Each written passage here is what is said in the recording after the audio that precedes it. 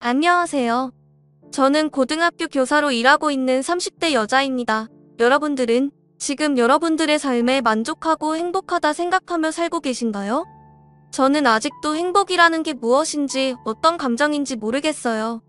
30대가 될 동안 살아오면서 한순간도 행복했던 적이 없었거든요. 제 인생인데 저를 위해 살아본 적이 없었던 것 같아요. 항상 제가 아닌 다른 누군가를 위해 희생하고 맞춰 살아왔죠. 제가 의지하고 기댈 수 있는 버팀목이 되어야 할 사람들이 되려 제게 의지를 하고 있었어요. 과거에 저는 하고 싶은 것 다 하고 싶은 말 다 하며 사는 당찬 아이였어요. 물론 저의 당찬 모습은 다 저희 부모님의 재산에서 나온 것이지만요. 저는 부잣집 아이들만 다닐 수 있다고 소문난 학교에 다닐 만큼 부유한 가정에 태어났어요. 제가 다니던 초등학교는 교복을 입고 다녔었고 저는 그 교복을 엄청 좋아했어요. 그 교복을 입고 길거리를 돌아다니면 다들 저를 부럽다는 눈으로 쳐다봤었거든요. 저는 그 시선들이 나쁘지 않았고 오히려 즐기며 괜히 우쭐거리게 되고 자신감이 생겼어요. 하지만 저는 그 교복을 입은 지 겨우 3달 만에 교복을 벗어야 했어요. 제가 주말에 놀이공원 가자고 졸라서 부모님과 함께 여행을 갔었는데 집으로 돌아오는 길에 사고가 나서 부모님은 그 자리에서 돌아가시고 저만 살아남은 거예요. 당시 저는 뒷좌석에서 어머니랑 같이 타고 있었고 어머니는 사고가 났을 때 저를 꽉 깨어나 모든 충격을 어머니께서 다 흡수하셔서 제가 무사할 수 있었어요. 저 혼자 남은 집에 큰아버지 댁가 들어왔고 저는 그렇게 큰아버지 댁랑 같이 살게 되었어요. 저는 부모님의 재산을 물려받았지만 이제가 초등학생이 되어 나이가 너무 어렸고 큰아버지 댁는 부양 의무자라는 이유로 저희 부모님 재산을 홀라당 가져가 버렸어요. 큰아버지는 제가 다니는 학교 학비가 많이 든다고 강제로 다른 학교에 전학시켜 버렸어요.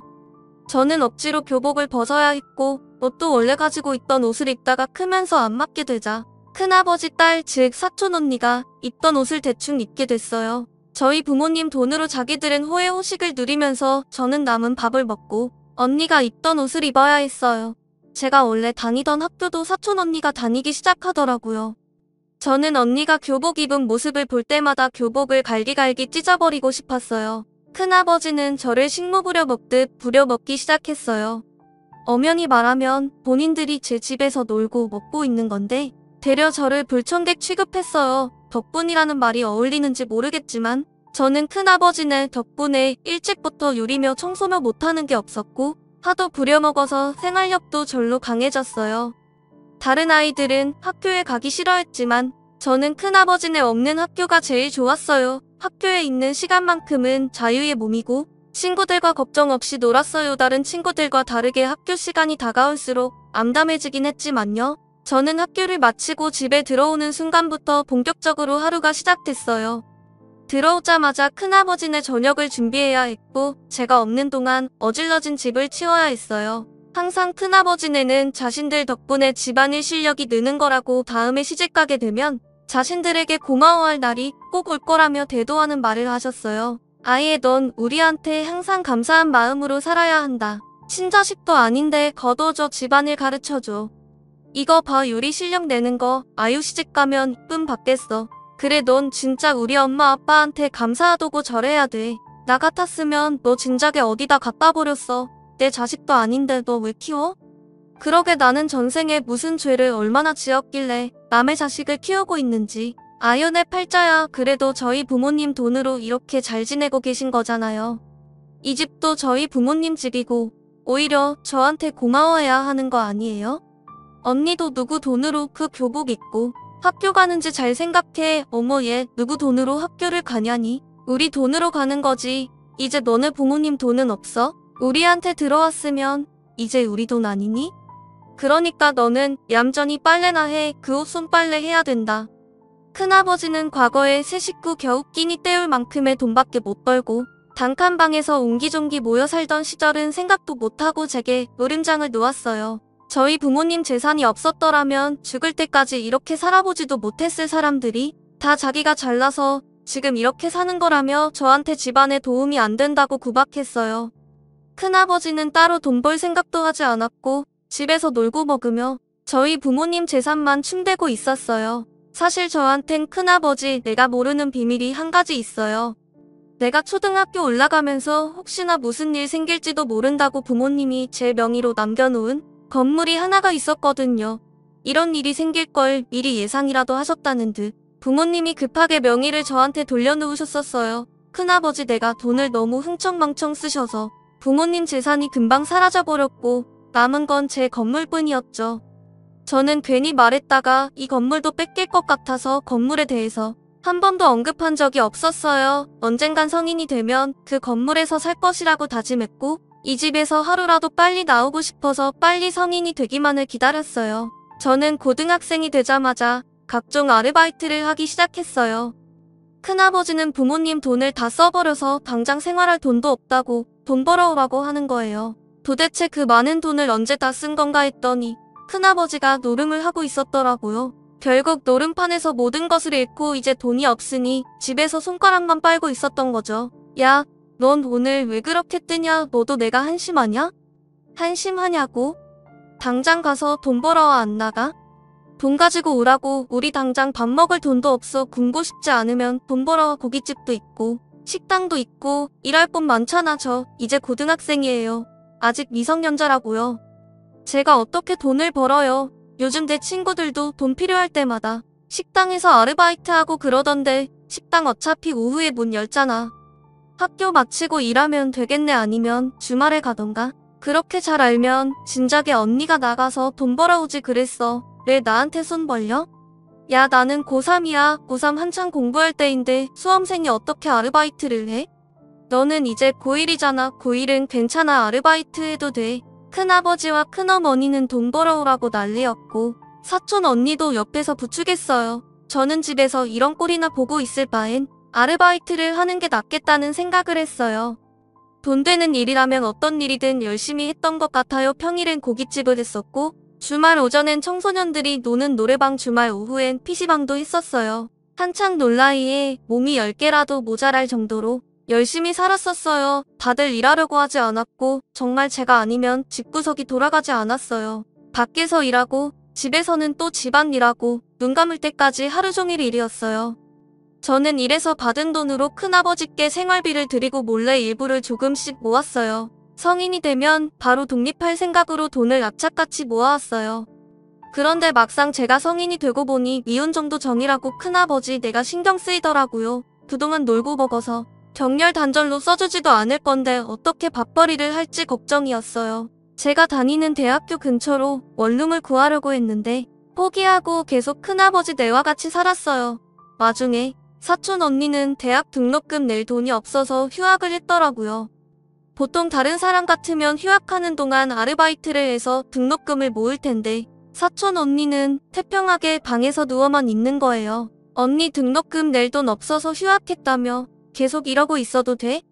아르바이트해서 등록금 마련하거나 학자금 대출받던 거 해야 하는 거 아니야?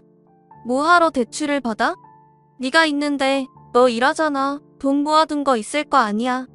그거 좀 줘봐. 대학 등록금 내게. 다음에 내가 돈 벌면 다 갚아줄게. 나는 대학교 안 다녀? 나도 등록금 내야 돼. 언니도 아르바이트 하면 되잖아. 언제까지 동생한테 손 벌릴 거야? 창피하지도 않아? 이게 언니한테 말하는 싸가지 봐. 네가 지금 돈 좀 번다고 요새 떠는가 본데 내 인생 신경 쓸 시간에 네 인생이나 잘 살아대도 않는 홍게질 집어치우라고 사촌 언니는 기분 나쁘다는 표정을 하고 제 어깨를 치더니 그대로 저를 지나쳐갔고 얼마 지나지 않아서 큰어머니께서 쿵쿵거리며 다가왔어요. 그러더니 갑자기 제 머리채를 잡아채는 거예요. 네가 우리 딸한테 홍게질 했다며? 대가리 좀 컸다고 아주 키워오르려고 하네? 안 그래도 스트레스 받는 일 많았는데 너 잘 걸렸다. 비 오는 날 먼지 나오도록 털어줘야겠어. 아, 큰엄마 이것 좀 놓으세요. 제가 언제 홍게질 했다고 그러세요. 저는 그냥 언니가 계속 놀고만 있길래 걱정돼서 한 말이었다고요. 우리 딸이 놀고 있든 자고 있든 네가 무슨 상관이야. 너는 키워주는 애를 이딴 식으로 갚니? 하여튼 머리 검은 짐승은 거두는 게 아니랬는데 부모 죽고 불쌍해서 거둬줬더니 큰엄마 여기서 저희 부모님 얘기가 왜 나와요? 그리고 이것 좀 놓고 말하시라고요. 제가 잘못했어요. 다신 안 그럴게요. 그러니까 이것 좀 놔주세요. 네? 결국 저는 잘못한 것도 없는데 잘못했다고 빌었고 겨우겨우 큰어머니 손에서 벗어났어요. 머리는 산발이 되어 있었고 사촌 언니는 그런 제 모습을 보더니 혀를 한번 내밀고 자기 방으로 가더라고요. 저는 세수라도 하려고 화장실에 갔는데 거울에 비친 제 모습이 너무 차량해서 헛웃음 밖에 나오지 않았어요. 그날따라 부모님 생각이 많이 났고 큰아버지 내 보란 듯 열심히 공부해서 성공하고 싶다는 생각이 들었어요. 저는 그날 이후로 미친 듯이 공부를 했고 대학교 졸업하자마자 임용고시에 합격을 했어요. 사촌 언니는 여전히 졸업을 못하고 있었고 저는 보란 듯이 학교에 출근을 했어요. 전 일찍이 아르바이트를 통해 사회생활을 경험했던지라 첫 직장임에도 불구하고 적응을 잘했어요. 아무래도 대학 졸업하자마자 임용고시에 합격해서 저희 학교에선 제가 제일 막내였어요. 다들 저보단 아이가 많은지라 저를 아직은 아이 취급하면서 다른 선생님들이 많이 이뻐해 주셨어요. 유치원 다닐 때 부모님께 이쁨 받던 시절을 제외하건 처음 받아보는 관심이라 기분이 약간 이상했어요. 집에서는 저를 못 잡아먹어 안달난 사람들이랑만 지내다가 이렇게 이쁨을 받으니 괜히 눈물 날 것 같았어요. 저는 학교 생활이 너무 재미있었고 저희 반 아이들도 다 착해서 별탈 없이 잘 지냈어요. 집에 있는 것보다 훨씬 좋았기 때문에 야근을 해야 한다고 해도 행복했어요. 제가 안정적으로 돈을 벌기 시작하니까 큰아버지 내는 대놓고 돈을 내놓으라고 요구하더라고요. 그만큼 키워줬으면 오는 게 있어야 하는 것 아니냐면서요. 너 월급이 얼마라고 했지? 선생이면 월급 좀 될 거 아니야. 앞으로 용돈 줄 때 나랑 네 큰엄마랑 따로 보내 알겠어? 그만큼 키워줬으면 오는 게 있어야지. 우린 많은 거 안 바래. 달에 각자 60만 원씩만 줘. 우리도 입에 풀칠할 건 있어야 하지 않겠어? 요즘 다들 그렇게 받는다고 하던데 60만 원이요? 저 지금 계약직이라 60만 원씩 드리면 남는 거 없어요. 죄송하지만 60만 원은 무리예요. 달에 30만 원씩은 드릴게요. 겨우 30만 원? 30만 원으로 누구 코에 붙이니? 밥 몇 번 사 먹으면 없겠구만. 그럼 60만 원까지는 안 바랄게. 45만 원. 딱 45만 원 어때? 40만 원 줘도 그 이상은 안 돼요. 40만 원 드려도 적자예요. 진짜 이제껏 제가 알바했던 돈도 절반 이상 들였었잖아요. 아, 알았어. 40만 원 우리 진짜 많이 봐줬다 알지? 매달 40만 원씩 보내. 큰아버지 내는 그렇게 저를 부려먹고도 뻔뻔하게 키운 감 내놓으라고 하셨고 저도 처음엔 키워준 은혜 갚고 끝내자는 생각에 돈을 줬었어요. 그런데 제가 한번 주기 시작하니까 별의별 핑계를 다 대면서 야금야금 돈을 가지고 가더라고요. 탁자 부러졌다고 새로 사야 하니? 돈 좀 보내달라고 하길래 제가 부러뜨린 것도 아닌데 왜 저한테 달라고 하는지 물어봤어요. 큰어머니는 뻔뻔하게 이 집 원래 너희 집 아니었냐며 집주인이 고치는 게 당연하다는 거예요. 저는 괜히 말 길게 해봤자 저만 피곤할 것 같아서 한숨만 쉬고 계좌로 돈 보내줬어요. 큰어머니가 해결되니 큰아버지가 연락이 와서 용돈이 다 떨어져서 지금 밥 먹은 거 계산을 못하고 있다고 계산 못하면 경찰에 신고하겠다는데 가만히 보고만 있을 거냐고 하더라고요. 저는 또 할 수 없이 음식값을 큰아버지에게 드렸어요. 이런 식으로 짜잘짜잘한 일들로 제게 돈을 뜯어가시는 거예요. 뭐라고 하기도 못한 게 제게 가져가는 돈이 4만원, 5만원 이런 식의 수액이었거든요. 겨우 5만원 가지고 쪼잔하게 난리치는 사람 될 것 같아서 아무 말도 못하고 있었어요. 그냥 말 길어지기 전에 입금해주고 치우자는 마음이 더 많았죠. 그래도 제가 학창시절 아르바이트 했을 땐 평일엔 알바하고 주말엔 공부한다는 핑계대고 나와서 주말에 아르바이트 하는 걸 비밀로 했었거든요. 평일 알바비 절반 이상을 줬다고 해도 지금 주는 돈보다 적었어요. 그래서인지 제가 돈을 많이 주니 예전처럼 구박을 하진 않더라고요. 오히려 제게 빌빌거리며 돈을 달라고 구걸을 했죠. 아무래도 그 집안엔 백수밖에 없고 돈 버는 사람은 저밖에 없으니 저한테 잘 보여야 돈이 한 푼이라도 더 떨어지니까 최대한 제 신기를 건들지 않으려고 했어요. 이게 돈이 주는 권력인가 싶고 차라리 이유 없이 구박받던 예전보다는 지금이 훨씬 낫다고 생각했어요. 그러다 TV에서만 보던 사채업자들이 저희 학교 골목에 차를 세워놓고 있는 거예요. 저는 사채업자와는 아무 상관이 없는지라 그냥 지나쳐 가려고 했어요. 그런데 사채업자가 한 손에 종이를 들고 제 앞을 가로막고 서 있는 거예요. 그러더니 들고 있던 종이를 제 얼굴 옆으로 갖다 대는 거예요. 뭐예요? 비켜주세요. 저 지금 바쁘거든요. 안 비키시면 소리 지를 거예요. 아이고 아가씨야 나도 지금 바쁘거든. 사진이랑 똑같이 생겼네. 본론부터 이야기할 테니까 잘 들어. 네 큰아버지라는 사람이 나한테 돈을 빌렸거든. 근데 나한테 갚을더니 아가씨가 가지고 있다고 하네. 제가 가지고 있다고요? 저는 큰아버지가 사채를 빌렸었는지도 방금 아저씨가 말해서 알았는데요. 저 돈 없어요. 제가 빌린 것도 아닌데 제가 왜 갚아요? 저한테 이러지 말고 큰아버지 찾아가 보세요. 아유 뭐하냐 아가씨가 얘 학교 선생님인 것 같은데 일 더 크게 만들고 싶지 않으면 빨리 주고 끝내지. 우리도 일 키우고 싶지 않고 그냥 빨리 끝내고 싶거든. 그러니까 좋은 말할 때 돈 주는 게 좋아. 진짜 왜 그러세요? 제가 빌린 거 아니잖아요. 왜 저한테 이러세요? 돈 빌린 사람한테 가서 돈 달라고 하세요. 엄한 사람한테 돈 달라고 하지 마시고. 아휴 말귀를 못 알아듣는 아가씨가 돈 가지고 있다고 했다고. 아까 말했잖아. 좋게 끝내려고 했는데 계속 내 심기를 건드리는. 지금 너네 다 가지고 장난쳐? 알고 보니 학교 앞에 있던 사채업자는 저를 찾아온 것이었고 큰아버지가 노름한다고 돈 빌렸는데 사채업자가 찾아오니 제가 돈을 가지고 있다고 거짓말을 친 것이었어요. 그래서 제가 일하는 학교와 제 사진을 사채업자에게 넘긴 거죠. 사채업자는 큰아버지 말만 듣고 빌려준 돈 받으러 온 죄밖에 없는 거고요. 저와 사채업자는 옥신각신하면서 목소리가 점점 커지기 시작했고 주변에 있던 학생들과 선생님들이 집으로 가다가 저희 쪽을 쳐다봤어요. 저는 혹시나 주변에서 말 나올까? 일단 사채업자들을 사람 없는 곳으로 데리고 갔어요. 아이들도 다 보는데 무섭게 이러지 말고 조용한 곳에서 말하자고 했죠.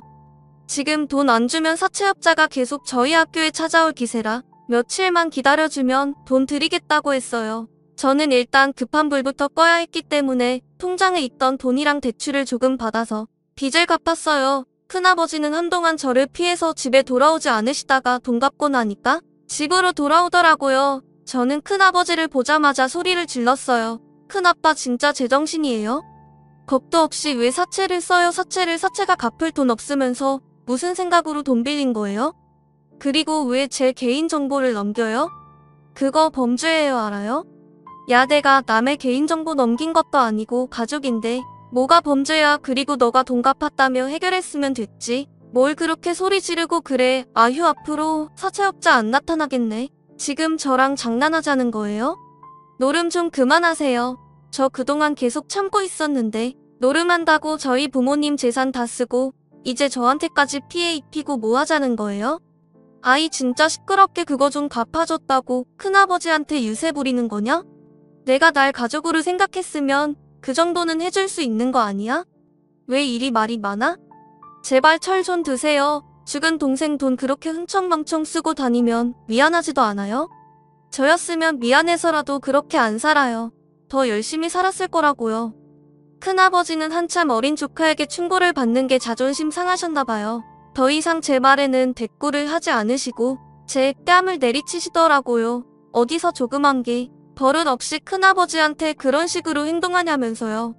그래도 이제껏 큰아버지가 제 친아버지의 형이니까 제게 어떻게 돼야 된 계속 참고 살았었는데 뺨까지 맞은 이상 큰아버지 내와 살고 싶지 않았어요. 저는 빨갛게 부어오르는 뺨을 손으로 감싸고 큰아버지를 한번 째려봐준 후 짐을 챙겼어요. 뒤에서 큰아버지가 무엇이라 소리치시는데 아무것도 들리지 않았고 짐 싸는 데만 집중했어요. 전부 사촌언니가 쓰던 것들이고 제게 해준 게 없으니 쌀 짐이 별로 없더라고요. 알바에서 제 돈으로 샀던 물건들만 챙겨서 집을 나왔어요. 저는 부모님이 남겨주신 건물에서 살기로 마음먹었어요. 1층은 상가고 2층부터 4층까지 원룸과 투룸이 있었고 옥상에도 조그만 옥탑방이 있었어요. 일단 짐을 옥탑방에 넣어두었고 당분간 찜질방에서 지내고 이 건물을 리모델링 해야겠다고 생각했어요. 제가 사채업자한테 돈 갚는다고 해지했던 통장 말고 따로 빼놓은 통장이 있었거든요. 언젠간 이 건물 리모델링 해야겠다는 생각으로 들었던 적금이 있었어요. 저는 바로 은행을 찾아가 적금을 해지했고 건물 리모델링을 했어요. 1층 3관은 임대를 주어서 카페와 음식점이 들어섰고 나머지는 근처에 대학교가 있어서 대학생들을 위해 기본 시세보다 저렴하게 세를 내놔서 옥탑방을 제외하곤 다 세주고 있었어요. 저는 남는 방인 옥탑방에서 제 나름대로 인테리어를 해서 살고 있었죠. 제게 간섭할 사람이 아무도 없고 집안일 시킬 사람도 없으니 얼마나 편한지 몰라요. 진작에 이렇게 살 걸 그동안 뭐하러 그 집에서 꾸역꾸역 살았는지 모르겠더라고요. 제게 몰래 건물이라도 하나 남겨준 저희 부모님께 너무 감사했어요. 그래도 큰아버지 내랑 지내면서 힘든 일 다 겪어보니 어떤 일도 힘들게 느껴지지 않았어요. 친구들은 집안일 하기 귀찮아서 자취를 안 한다던데 저는 원래도 집안일을 제가 다 했던 터라 계속 내 식구 뒤치다 거리하다가 이렇게 혼자 지내니 집안일 같지도 않고 오히려 더 편했어요. 제게 잠일시키는 사람들이 없어지니 여유 시간도 생기고 좋았죠. 저는 창문으로 들어오는 신선한 바람을 맞으며 거실 한가운데 누워 있었어요. 한참 여유를 부리며 눈을 감고 바람을 맞고 있는데 갑자기 누군가 제 집 문을 미친 듯이 두드리는 거예요. 문 두드리는 소리가 엄청 시끄러운 게 한 사람이 아닌 것 같았어요. 저는 너무 놀라서 순간적으로 몸을 움찔거렸고 놀란 가슴을 쓸어내린 뒤 문 쪽으로 다가갔어요. 문이랑 가까워질수록 문 앞에 있는 사람의 목소리가 선명해지더라고요. 역시나 제가 예상했던 것처럼 저를 찾아온 사람은 큰아버지와 큰아버니였어요. 제가 여기 있다는 건 또 어떻게 알았는지 귀신같이 찾아온 거예요. 저는 문 앞에 서서 문을 열어줘야 하나 말아야 하나 고민을 했어요. 그런데 하는 폼이 제가 문 열어주기 전까지 안 가고 저렇게 시끄럽게 할 것 같더라고요. 그러면 주변 사람들한테도 민폐니 그냥 문을 열어주기로 했어요. 아, 역시 내가 여기 있었구나. 저번에 내 아빠 재산 분할을 하면서 이 건물이 없다 했더니 그땐 주변에 뭐 없던 건물이라 판 줄 알았는데 너한테 줬나 보다. 근데 그걸 여태 숨기고 있었어? 내가 우리한테 어떻게 이래? 키워주고 입혀주고 먹여줬더니 이렇게 뒤통수를 때려? 너 당장 돈 내놔. 여기 세 주고 돈 받고 있을 거 아니야. 절반 정도는 우리한테 줘야지. 아줌마 침 튀게 해요. 멀리서 말하세요. 그리고 내가 당신들한테 돈을 왜 줘? 나를 키워줘? 누가? 나는 나 알아서 컸어. 내가 먹는 걸로 들어간 돈도 다 우리 부모님 돈이잖아. 야, 너 말을 그렇게 하면 우리가 서운하지. 가족 없이 혼자 남은 거 우리가 걷어줬더니 뭐가 어쩌고 저쩌지?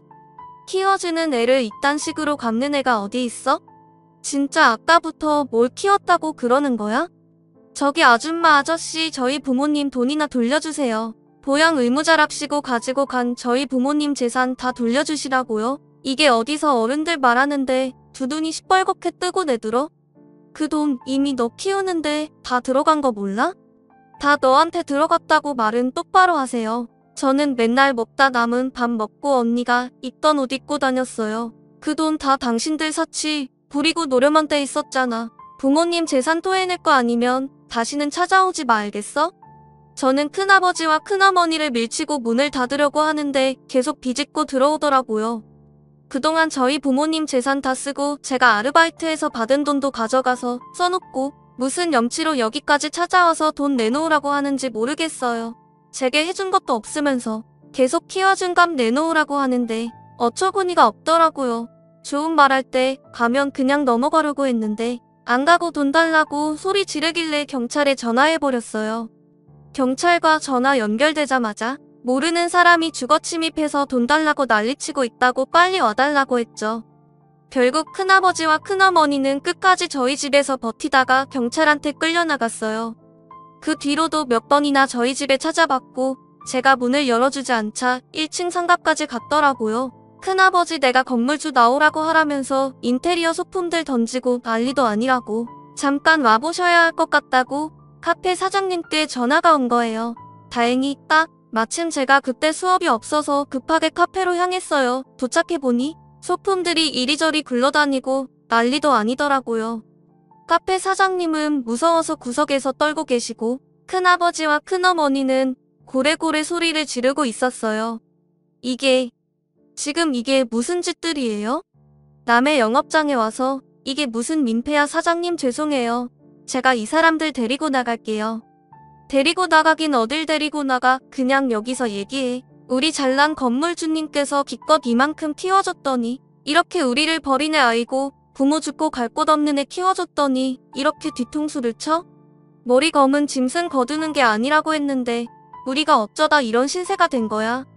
우리 부모 건들지 말라고 그랬지. 겨우 단칸방 살던 사람들이 우리 부모님 재산 다 가져가고 우리 집에서 눌러붙어 산 주제에 뭐? 누가 누굴 키워? 오갈 곳 없던 사람은 당신들이잖아. 카페에 있던 사람들은 큰아버지와 큰어머니 말을 듣고 저를 쓰레기 보듯 했었어요. 키워준 은혜도 모르고 이렇게 대한 거냐면서 하나 둘 말을 넘기 시작했죠.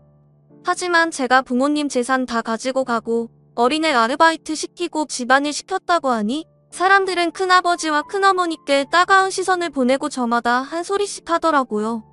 제 욕을 하던 사람들은 한순간에 큰아버지 뇌를 욕하기 바빴어요. 기세 등등 하던 큰아버지와 큰어머니는 사람들이 자신들에게 손가락질하며 욕을 하자 눈치를 보기 시작하더라고요. 저는 업무방해죄와 기물파손죄 그리고 명예훼손죄로 큰아버지와 큰어머니를 경찰에 신고했어요. 같이 경찰서로 가서 다시는 제 주변에 얼씬거리지 못하도록 접근금지 신청도 하고 나왔어요. 큰아버지와 큰어머니는 조사를 받았고 벌금형으로 끝나긴 했지만 죄가 많아서 벌금도 만만치 않다는 거예요. 웬만하면 저희랑 합의하라는 답을 받았다고 하더라고요. 저는 카페 사장님께 절대 합의해주지 말라고 했고 저도 합의할 생각 없다고 전했어요. 결국 큰아버지와 큰어머니는 많은 벌금을 내야 했고 벌금 낼 돈이 없어서 다시 사채에 손을 댔어요. 그리고 지금은 저와 연락을 끊은 상태고 큰아버지 내는 사채업자들 피해 다니고 있다고 하더라고요. 제게 조금만 잘해주셨더라면 끝까지 그 은혜 잊지 않고 잘해드렸을 텐데 일을 이렇게 만든 건 다 큰아버지 큰어머니 본인들이죠. 저는 절대로 큰아버지 뇌를 용서할 마음이 없어요. 잘못했다고 무릎 꿇고 싹싹 빌어도 용서하지 않을 거예요. 그리고 앞으로는 남을 위해서가 아닌 저를 위해서 살 거예요. 남을 위해 살아봤자 제게 돌아오는 건 아무것도 없더라고요. 제 이야기는 여기까지입니다. 여러분들은 꼭 자기 자신을 아껴주시고 오로지 자신을 위해서 사셨으면 좋겠어요. 우리 모두 소중한 사람들이잖아요.